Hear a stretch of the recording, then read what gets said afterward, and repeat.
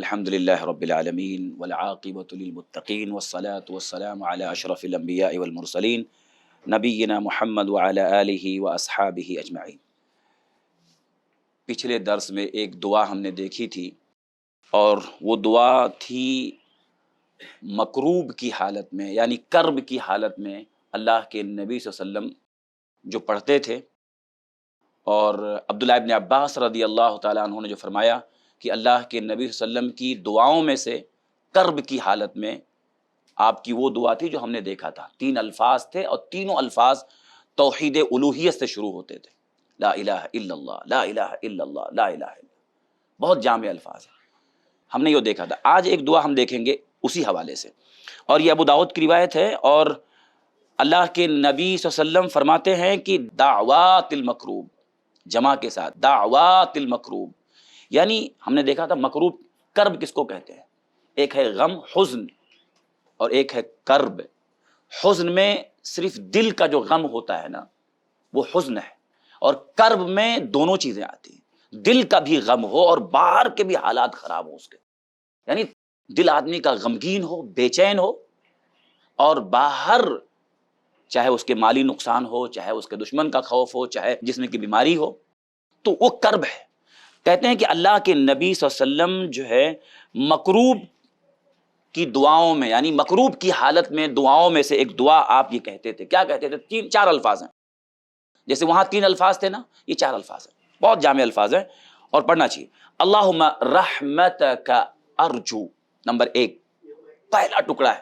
جب آپ بے چین ہو جائیں، دل غم سے بھر جائے، یا باہر کے حالات آپ کو تنگ کر دیں، تو آپ کے الفاظ نکلنے چاہیے، اللہم رحمتک ارجو۔ نمبر 1، اے اللہ تیری رحمت کا میں امیدوار ہوں۔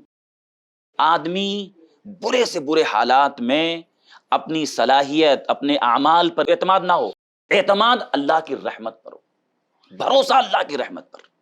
اللہم رحمتک ارجو، جب تک رحمت نہیں آئے گی آپ کچھ بھی کر، سارے اسباب ہمارے پاس ہوں، اگر اللہ کی رحمت نہ آئے یا رحمت نہ ہو، سارے اسباب کسی کام کے نہیں۔ یہ دعا ہم کو سکھاتی، اللہم رحمتک ارجو، اے اللہ میں تیری رحمت کا امیدوار ہوں، مجھے امید ہے تیری رحمت پر، بھروسہ تیری رحمت پر ہے، اپنے اعمال، اپنے اوپر غرور نہیں ہے۔ نمبر 2 آگے، فلا تکلنی الی نفسی طرفۃ عین، 2، یہ دوسرا ٹکڑا ہے، اور اے اللہ مجھے میرے نفس کے حوالے مت کر، ایک پل کے لیے بھی، ایک لمحے کے لیے بھی، پلک جھپکنے کے برابر بھی مجھے میرے نفس کے حوالے مت چھوڑ، کیونکہ نفس کے حوالے جس کو چھوڑ دیا گیا نا، برباد ہو جائے گا۔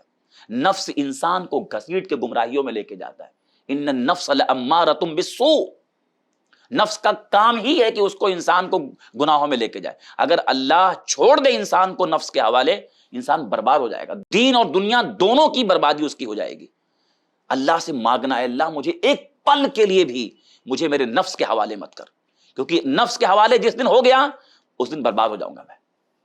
تو پہلے ٹکڑے میں کیا ہے؟ اے اللہ تیری رحمت کا امیدوار ہوں، اپنے اوپر غرور نہیں ہے، اپنے اسباب پر نہیں، تیری رحمت کا امیدوار۔ نمبر 2، مجھے میرے نفس کے حوالے مت کر، بھروسہ تجھ پہ ہے، مجھے میرے نفس کے حوالے مت کر، ہاں تو اپنا سہارا مجھ کو دے۔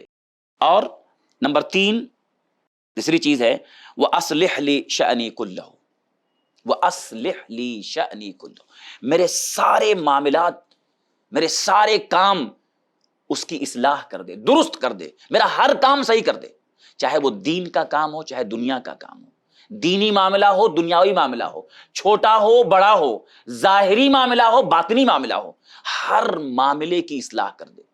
میرا ظاہر صحیح ہے، باطن بھی صحیح کر دے، میری دنیا صحیح ہے، دین بھی صحیح کر دے، ہر معاملے کی اصلاح کر دے، میرا سارا معاملہ صحیح ہو جائے، درست ہو جائے۔ کیا جامع دعا آپ دیکھیے، وَأَصْلِحْ لِي شَأْنِي كُلَّهُ، اور میرے ہر معاملے کی اصلاح کر دے۔